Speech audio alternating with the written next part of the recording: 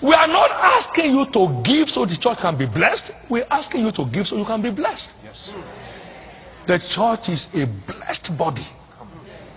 He said, the glory of this little house shall be greater than the former. The silver is mine and the gold is mine, said the Lord.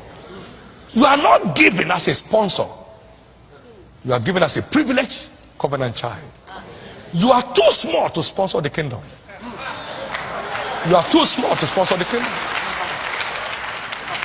Because God's project is according to God's size. You can't measure up. You are too small to be a kingdom sponsor. No. Don't ever mistake yourself as a sponsor. Our mission has no sponsor. The silver is mine and the gold is mine, said the Lord. But we get blessed along as he carries out his project on the earth by committing ourselves to it. I knew giving was the way up, and I committed myself to it by covenant. And bless God, I'm not down, I'm up. Some fellow said, okay, I was worth $150 million. I said, that's an insult. $150 million, that's an insult.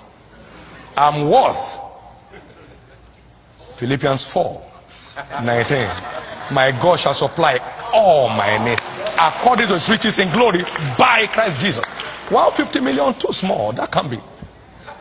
That can be. He said, you shall lay up gold as dust. Is that $150 million? No. And check it out. Please check it out as I close. Check it out. Now, giving does not automatically result into prosperity. You have to be spiritual for your giving to command returns. You have to be spiritual. Now, hear what he said. He said, receive, I pray thee, the law from his mouth, and lay up his words in your heart. If you return to the Almighty, you'll be built up. Then you shall put iniquity far from your tabernacle. Then shall you lay up gold as dust. Job 22 verse 21 to 26. Then shall ye lay up gold as dust. So God is not interested in your donations. It is poor people that need donations. The earth is the Lord and the fullness thereof. God does not need no donation from you. Your giving is a spiritual transaction, not a donation. And when it's acceptable, the returns become obvious. It's so important. We need to be spiritual.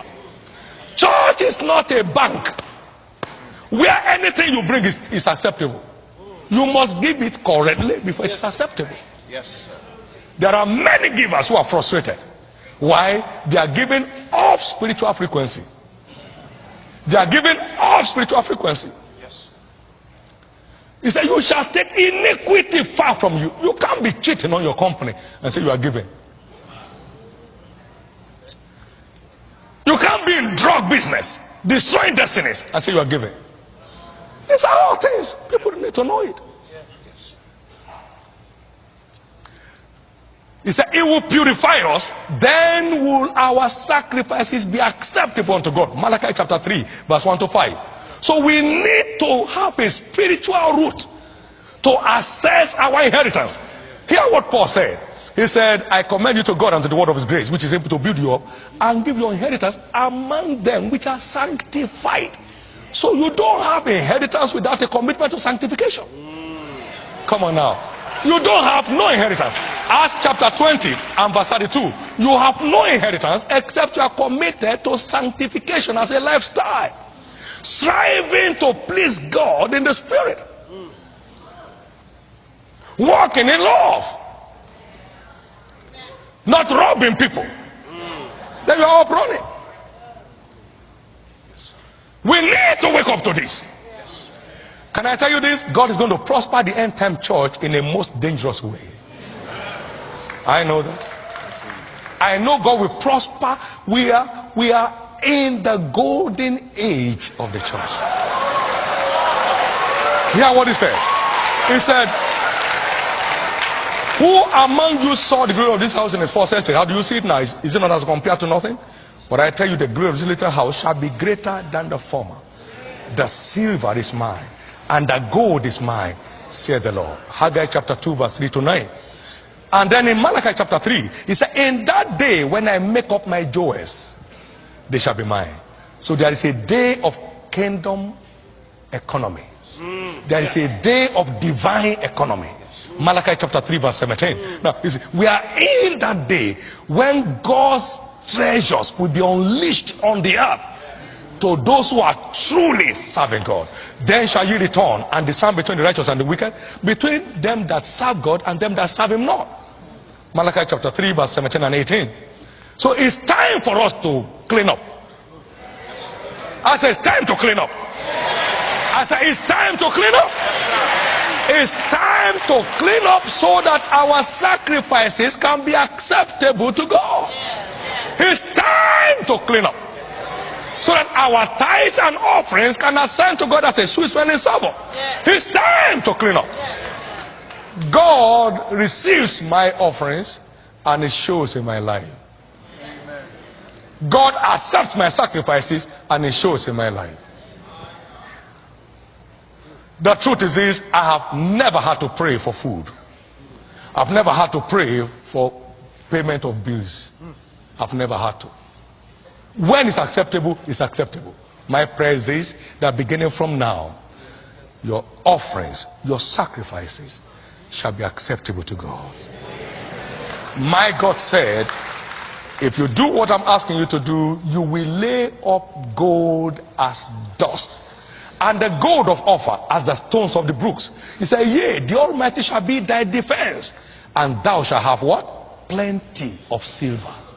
Plenty. We are in the days of strange plenty. Strange plenty. We are in the days of strange plenty.